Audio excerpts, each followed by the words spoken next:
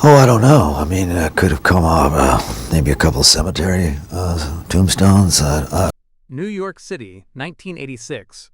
The streets glisten under a thin veil of rain as neon signs reflect off the wet pavement. Inside the bitter end, a dimly lit club in Greenwich Village, the air hums with electricity. Cigarette smoke swirls around the ceiling fans, and the scent of old whiskey clings to the wood-paneled walls. This is not just another night. It's supposed to be one of those nights music lovers talk about for decades. Because Bob Dylan, the man who turned poetry into protest and rebellion into rhythm, is rumored to make an unannounced appearance. At the back of the club, a small crowd gathers near the stage. Whispers ripple through the room. Some think it's a hoax. Others swear they saw his silhouette near the bar. Dylan's guitar case leans against a stool, scuffed and familiar, like an old friend that's seen too much. He's moments away from stepping into the spotlight, ready to gift the audience with a few stripped-down acoustic songs. Nothing major. Just a quiet surprise from a man who had built a lifetime on unpredictability. And then it happens. In a hand reaches through the dimness. Someone from the staff, maybe a messenger, it doesn't matter. A folded note is slipped into Dylan's palm. 3 words. A single name. No explanation. No signature. NHE unfolds it, glances down, and for a fleeting second his expression changes. It's subtle, almost imperceptible, but those close enough swear they saw it. The way his jaw tightens, the sudden shift in his eyes, the kind that says this means something. Without a word, Dylan steps back from the mic. His hand lingers on the guitar strap, but then he turns, walks straight out the back door, into the cold Manhattan night. NTHE crowd waits, expecting him to return, maybe for the mystery to turn into another Dylan antic, but he never does. That night, the legend disappears into the city mist, leaving behind nothing but questions and the lingering echo of what should have been. NN01 knows what the note said. The club manager shrugs, the sound guy swears it was blank, and the bartender remembers seeing something in Dylan's eyes he'll never forget, a kind of recognition. Decades pass. Dylan remains silent about that night, as he always does about the strange and painful chapters of his life. But those who knew him best? They whisper that the name on that paper wasn't random. It was the name of someone who had once stood beside him, someone who had shaped him, hurt him, and haunted him. Now at 83, the same man who spent a lifetime dodging the press, deflecting questions, and speaking in riddles is finally ready to tell the truth. Not for revenge, not for applause, but because time has finally stripped away the myths, the awards, the stage lights, leaving only memory, regret, and the ghosts of friendships long buried. This isn't a list of rivals. It's a confession written in invisible ink, a story about love that turned to rivalry, respect that soured into silence, and admiration that curdled into betrayal. Each name on that list, familiar, iconic, untouchable, represents a different kind of wound. NTHE man who once wrote about the times changing had lived through those changes, and they'd changed him too. The rebel had become the haunted poet, and the poet had become the myth. But tonight, that myth finally begins to unravel. Because behind every feud, every refusal to collaborate, every quiet disappearance from another artist's orbit, there's a story. A story about trust, ego, genius, and the unbearable loneliness of being seen as a god in a world that forgets you're still human. As the years peel back and the curtain rises on these long-buried confessions, one truth stands out above the rest. Bob Dylan's silence was never empty. It was filled with names, memories, and heartbreaks he could never quite sing about. And it all began with that note. 3 words. 1 name. The ghost that walked him out of the bitter end and into the long shadow of his own legend. When Bob Dylan finally broke his silence decades later, one of the first names he uttered with a sigh wasn't an enemy. It was John Lennon. The revelation sent ripples through the world of music historians, because to the public, Dylan and Lennon were the twin titans of the 1960s. 2 poets who reshaped how the world thought, sang, and rebelled. They were supposed to be allies, comrades in creativity, symbols of a new age. But what most people never knew was that behind the camaraderie lay an invisible duel, a cold war of genius and ego that would haunt them both until the end. Their first meeting was in 1964, inside a cramped New York hotel room thick with cigarette smoke and the arrogance of youth. Lennon was there with the Beatles, still the charming, mop-haired boys from Liverpool, while Dylan was already the spiritual prophet of the counterculture. He was the man who turned folk music into gospel for the disillusioned. Yet, as soon as the two locked eyes, something electric passed between them. Admiration mixed with unease. Dylan saw in Lennon a kind of raw, mainstream success he'd never trusted. Lennon saw in Dylan a freedom he'd never quite tasted. Each envied what the other had. Each pretended not to. And in that first encounter, Dylan famously introduced Lennon and the Beatles to marijuana, a gesture of mischief that would later become myth. But what truly lingered from that meeting wasn't the smoke or the laughter. It was a subtle power shift. Dylan realized that Lennon's world, though polished and adored, was trapped inside fame's golden cage. Lennon, on the other hand, realized that Dylan's defiance wasn't an act. It was his entire being. As the years passed, their paths intertwined through art and ideology. Lennon began writing songs that bore Dylan's fingerprints, raw, confessional, stripped of pretense. You've Got to Hide Your Love Away was practically an homage to Dylan's soul-bearing style. Meanwhile, Dylan watched the Beatles evolve from bubblegum pop to psychedelia, and though he respected it, he also resented it. The Beatles had taken his language of rebellion and turned it into a product for the masses. Behind closed doors, their friendship soured. In private letters and interviews, Dylan's tone grew sharp, mocking Lennon's fame as manufactured rebellion. Lennon fired back in music. His song Serve Yourself was a biting response to Dylan's Gotta Serve Somebody. Lennon sneered at Dylan's religious awakening, calling it preaching in disguise. NTHE tension was mutual, but it ran deeper than artistic differences. Dylan once admitted, in a hushed tone during a late-night radio interview that was never aired publicly, that Lennon's death in 1980 left him angry at the world and at myself. He said Lennon had been trying to reach him in the months before his murder, that he'd ignored a letter, something about starting fresh. When Dylan finally opened that letter years later, after Lennon was gone, he broke down. NTHE note from 1986, the one that made Dylan walk off stage at the bitter end, was rumored to bear Lennon's name.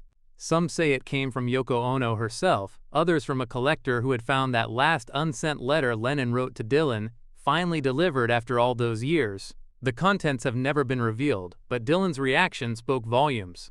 NTO, the audience that night, it looked like an artist walking away. But to those who knew his story, it was something else entirely, a reckoning. And in that moment, Dylan wasn't just leaving the stage. He was leaving behind a ghost he could never quite forgive or forget.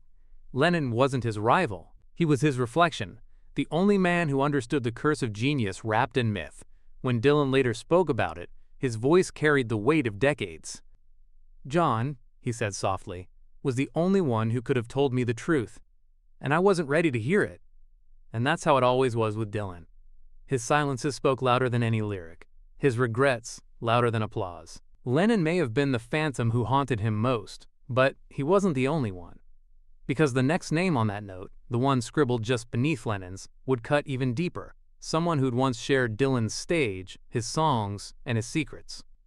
A name that would turn friendship into fire. If John Lennon was the mirror Dylan couldn't face, then Joan Baez was the heart he couldn't keep. Their story was written not in headlines but in harmony, a love that began with music and ended in silence. To the world, they were the royal couple of folk, the queen of protest songs and the prophet of poetic rebellion. But behind that perfect image lay a fracture so personal, so poetic, that even decades later, Dylan would refuse to sing certain songs because they, quote, belonged to her ghost. It began in the early 1960s, when Joan Baez was already the reigning voice of the folk movement. She was radiant, fearless, and magnetic, the woman whose voice could turn a crowd of thousands into a single heartbeat. Dylan was the new kid from Minnesota, scrappy and unpolished, with a guitar that buzzed like a confession. She saw something in him. Not fame, not glamour, but truth. And truth was her religion. And Baez took Dylan under her wing, bringing him on stage when no one yet knew his name. She opened the world to him, television, festivals, the hearts of the young and the restless. Every time he sang beside her, her voice wrapped around his like a promise. But Dylan wasn't built for promises. He was built for motion, always running, always restless. When Dylan plugged in at the Newport Folk Festival in 1965, trading his acoustic purity for electric fire, it wasn't just a musical rebellion, it was a personal one. Baez watched from the side of the stage, the crowd's jeers echoing in her chest. For her, it felt like betrayal. For Dylan, it felt like liberation. He was breaking free from the folk identity she had helped him build, from the movement, from the politics, from her. Their breakup wasn't loud or public, it was quiet and cruel. She flew to England expecting to join him on tour, only to discover there was no room for her on stage or in his new life. Dylan barely looked at her, lost in the whirlwind of fame and self-creation. She waited in hotel rooms while he wrote songs about other women, other worlds. Years later, Baez confessed that she had stood in a London dressing room doorway, watching Dylan tune his guitar, waiting for him to turn around, just once. He never did. NBUT Dylan didn't leave untouched. For years afterward, he carried her voice in his head, haunting the edges of his songs. Visions of Johanna, She Belongs to Me, It Ain't Me, Babe. All of them, in their own way, bore traces of Joan.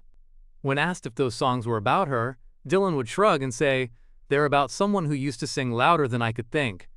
Baez, in turn, immortalized her pain in Diamonds and Rust. The lyrics were a letter he never answered. She sang about a phone call from an old lover, about the photographs and broken illusions, and every line shimmered with the ache of something unfinished. Dylan never publicly responded, but those close to him said he couldn't listen to that song without leaving the room. Their reunion years later, during the Rolling Thunder Review in 1975, was charged with nostalgia and quiet hostility. They sang together again, but it wasn't the same. The laughter was gone. The distance between them wasn't measured in time, but in trust. When Dylan spoke of Joan in old age, his tone carried both warmth and regret. "She believed in me before I did," he once said. That's a dangerous kind of love. And perhaps that was the truth Dylan could never escape. Joan Baez didn't betray him by criticizing his choices. She betrayed him by knowing who he was before he did. That kind of intimacy frightened him more than fame ever could. In the end, the silence between them became its own kind of song, one neither could finish. And though Dylan moved on, though the stages grew brighter and the crowds louder, a part of him still stood in that London doorway, tuning his guitar, pretending not to see her standing there.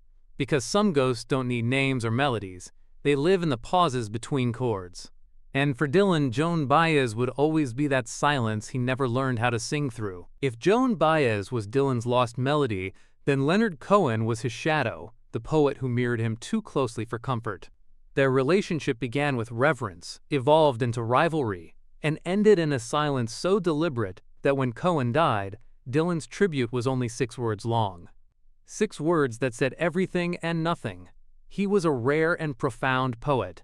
They first met in the late 1960s, when both were ascending the ranks of lyrical immortality. Cohen was the Canadian gentleman poet, articulate and spiritual, crafting songs like prayers whispered over whiskey. Dylan, by contrast, was the American shapeshifter, wild, cryptic, uncontainable.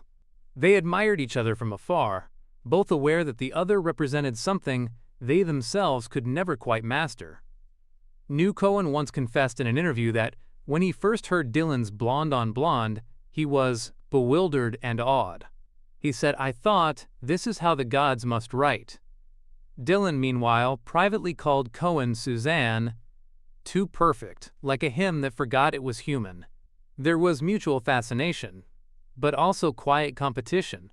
Their conversations were famously strange, full of poetic half-truths and riddles. At a 1970s hotel lobby in Paris, Cohen told Dylan he'd spent 5 years writing Hallelujah. Dylan raised an eyebrow and replied, "I wrote I and I in 15 minutes. Both men laughed, but everyone who knew them felt the chill beneath the humor. NTO, Dylan. Cohen represented everything he tried not to be: measured, controlled, deliberate. To Cohen, Dylan was chaos incarnate, a man whose imperfections were his art. They circled each other like 2 boxers who respected the other's punch but refused to yield the ring. Things soured in the mid-1970s when Cohen, ever the gentleman, made what seemed a harmless remark to a journalist. He said Dylan's early work was juvenile genius, full of passion but lacking the discipline of poetry. The quote spread fast, and by the time it reached Dylan, it had curdled into insult. Juvenile. The word burned him. NFOR, a man who built his identity on words. That single adjective felt like betrayal. Dylan stopped mentioning Cohen publicly, stopped inviting him to join events, and when asked about him, gave cryptic replies. Once, when a reporter asked if he'd listened to Cohen's I'm Your Man, Dylan smiled thinly and said, "I don't keep up with folk singers." Cohen in turn responded the only way he knew how, through grace.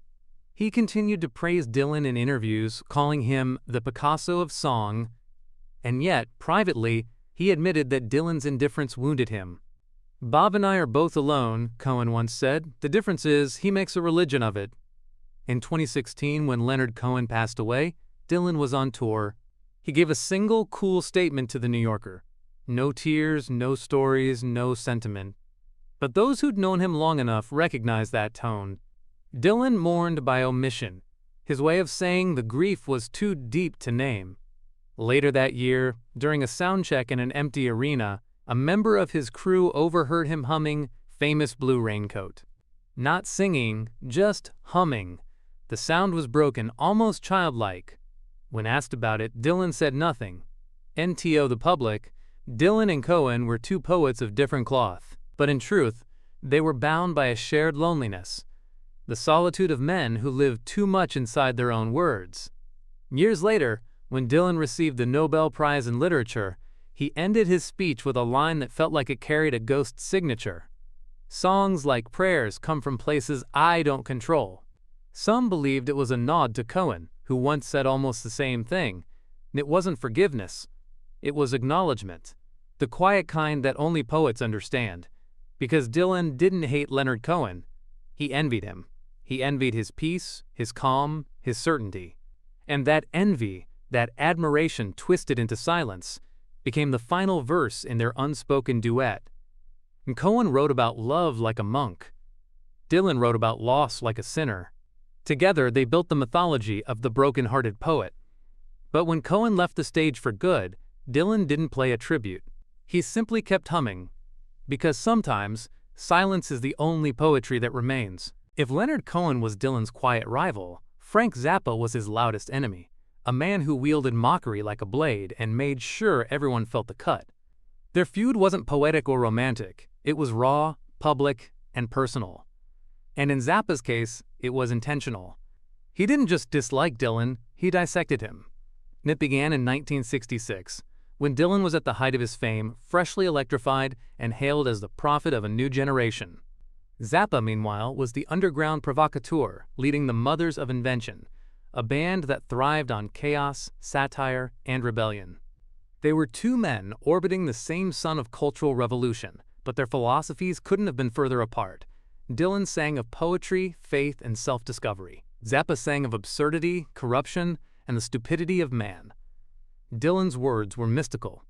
Zappa's were surgical, and while Dylan's followers saw him as a prophet, Zappa saw him as a fraud. It started with a single interview. In 1968, Zappa, asked about the folk rock movement, smirked and said, "Bob Dylan wrote for people who like to think they're thinking." The line went viral before viral existed. It wasn't just an insult, it was a public stripping of Dylan's myth. Overnight, critics and fans began asking whether Dylan's genius was truly profound or simply well-marketed mystery. NTO Dylan. That quote wasn't just an attack, it was a wound. He never forgot it. Years later, when he was asked about Zappa's music, Dylan muttered, "It's clever noise, no soul." But his anger went deeper than words. Zappa's cruelty touched something sacred to him. The idea that art should mean something. For Dylan, music was a vessel for truth. For Zappa, it was a tool for mockery. Their only face-to-face encounter happened in Los Angeles in the early 70s. Dylan had arrived at a studio where Zappa was recording, invited by a mutual friend. Zappa, ever the provocateur, greeted him with a grin that didn't reach his eyes. "So," he said, "how's it feel to be the messiah of the meaningless?" The room went still. Dylan's jaw tightened. he didn't reply. He simply turned, extended his hand, and when Zappa reached out, Dylan dropped his own to his side, leaving Zappa hanging. NTHAT was the last time they saw each other. NBUT, the tension didn't fade. Zappa continued to take shots in interviews and even on stage.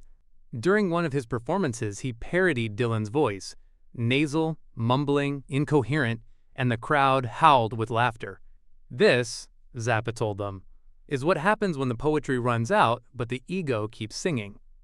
Dylan, characteristically, never responded publicly.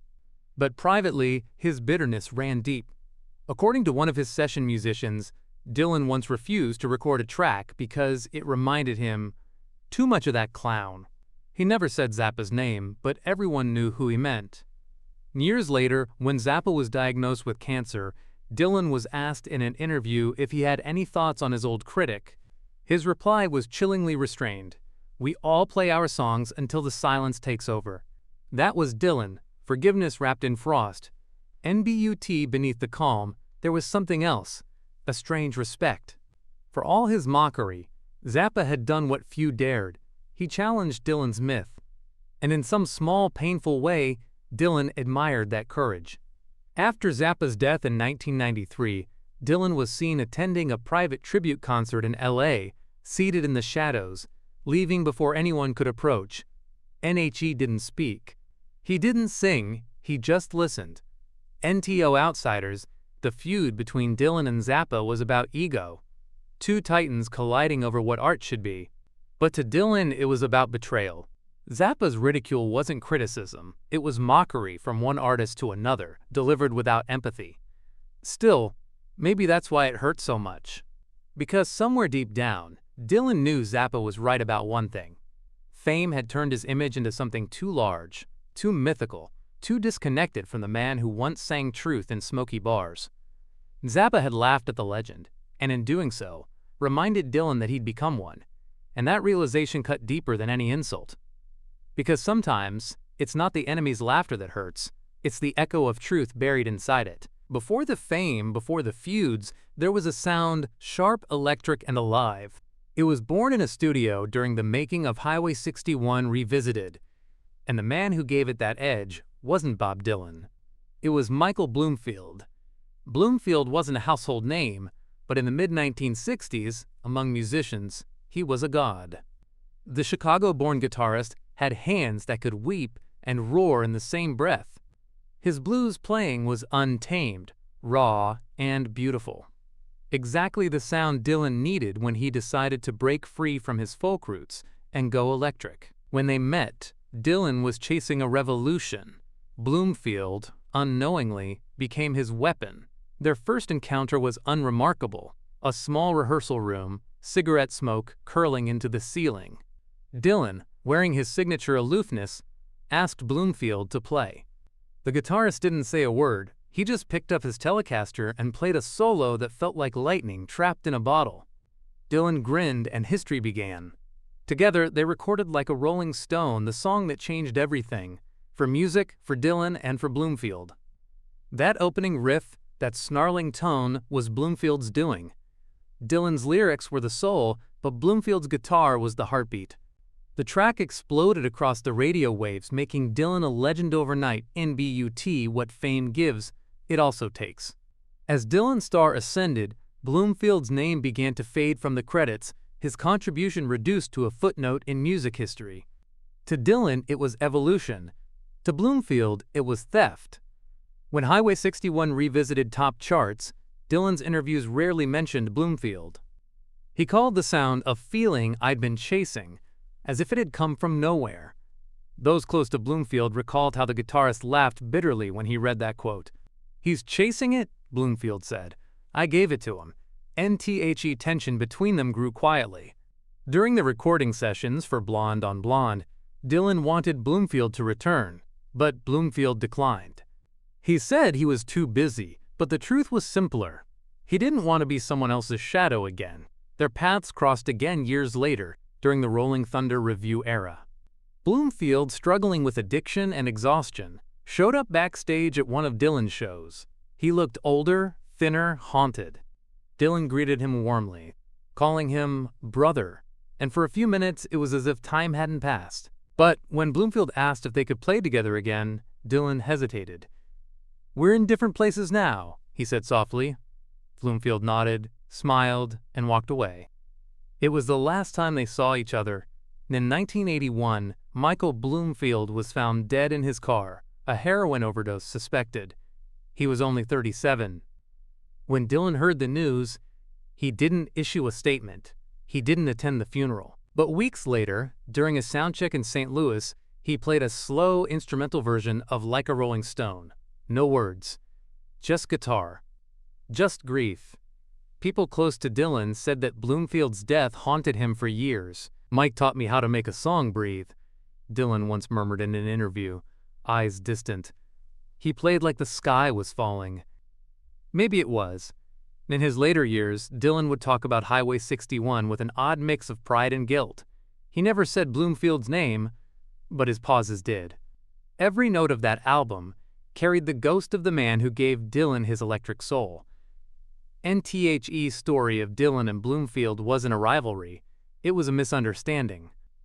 One man wanted freedom, the other recognition, and somewhere between the chords, they lost both. In the end, Bloomfield didn't envy Dylan's fame, he pitied it. "Bob's chasing something he'll never catch." He once told a friend, "You can't electrify your soul without burning part of it." Maybe that's why Dylan never spoke openly about him again. Some ghosts, he learned, don't accuse you. They just follow quietly, like echoes of songs you can't bear to finish.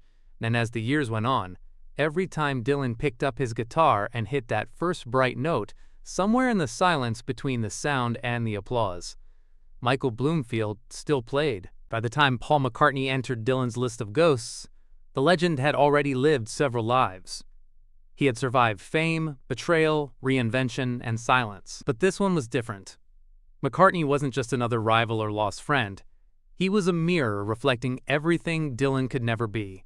Adored, polished, eternally likable. And that, in a way, was the deepest wound of all. They first met in 1964 at a small hotel in New York when the Beatles were still fresh off A Hard Day's Night and Dylan was a folk poet of Greenwich Village. Dylan arrived with a bottle of wine and a smirk. McCartney came with that boyish grin that could charm an entire generation. The meeting became legendary for another reason. Dylan introducing the Beatles to marijuana, but beneath the haze and laughter, something more significant began to form. Dylan admired Paul's melodic brilliance. Paul admired Dylan's lyrical freedom. For a while, they inspired each other, or at least tried to. When Dylan released Bringing It All Back Home and Highway 61 Revisited, the Beatles listened in awe. They began to move away from pop love songs toward deeper, darker reflections. Paul once admitted that Dylan opened the door to writing about what really mattered. Dylan, in turn, seemed fascinated by the Beatles. Unity, a band that worked like one mind, but he also saw the danger in it. To Dylan, the Beatles were trapped in their image, their clean-cut perfection, their need to be adored. And nothing made him more suspicious than universal love. And over time, admiration turned to distance. Dylan's songs became more cryptic, more bruised. McCartney's became warmer, more accessible. They represented two different kinds of genius, one that comforted and one that disturbed. In the 1970s, after the Beatles split, McCartney tried to reach out. He invited Dylan to jam, to share music again. Dylan accepted once, reluctantly. They spent an afternoon together in Malibu, strumming guitars on Paul's patio, surrounded by sunlight and nostalgia. But the harmony didn't last. McCartney suggested they co-write a song, a fusion of melody and poetry. Dylan refused. "I don't write for smiles," he said. The comment hung in the air like a blade. Years later, when asked about Dylan in an interview, McCartney smiled politely and said, "Bob's amazing, but sometimes I wish he'd lighten up. The world's heavy enough." To Paul, it was harmless banter. To Dylan, it was a dismissal, a suggestion that his art had lost joy, that his words no longer mattered. NTHAT was when the line was drawn. Dylan stopped returning McCartney's letters. A joint tour that had once been quietly planned was abruptly canceled. When asked why, Dylan's response was cold and cutting. Paul writes love letters. I write scars. N.T. Ho's 5 words would echo for decades, a perfect summary of the gulf between them. Paul's music wanted to heal the world. Dylan's wanted to confront it, and yet even in silence their paths intertwined. McCartney covered Dylan's songs on occasion, always with reverence. Dylan attended a few of Paul's shows, always seated in the shadows, never clapping, never staying till the end. There was admiration still, but also a bitterness neither man could quite name. When McCartney was knighted in 1997, journalists asked Dylan if he'd ever accept such an honor. He chuckled and said, "They don't give knighthoods for truth-telling." It sounded like mockery, but there was envy beneath it. Dylan didn't want the title. He wanted the peace that came with being loved without question. In BY, the time Dylan turned 83, that peace still eluded him. When asked if he regretted losing touch with Paul, he paused for a long time before replying, "You don't lose touch with people like Paul. You just stop pretending you're in the same world." And maybe that was it. The final chord in the song of all his feuds. McCartney, Baez, Lennon, Cohen, Zappa, Bloomfield, they weren't enemies. They were fragments of Dylan himself, each representing a version of the man he had been, or could never be. And at 83, Bob Dylan no longer sought reconciliation. He didn't need forgiveness or applause. He only wanted truth, raw, unadorned, and unmarketable. In one of his final interviews, he said quietly, "I don't have enemies anymore. Just echoes. They sing to me when the room gets quiet." And maybe that's what genius really sounds like in the end. Not applause, not forgiveness, but the haunting harmony of all the voices you've outlived. And as the curtain falls on the legend of Bob Dylan, the truth is this: he was never just the poet of a generation. He was its witness, its wound, and its mirror. And when the music fades and the silence takes over, it's not the world Dylan leaves behind that matters. It's the echoes, the ghosts, still singing in his place.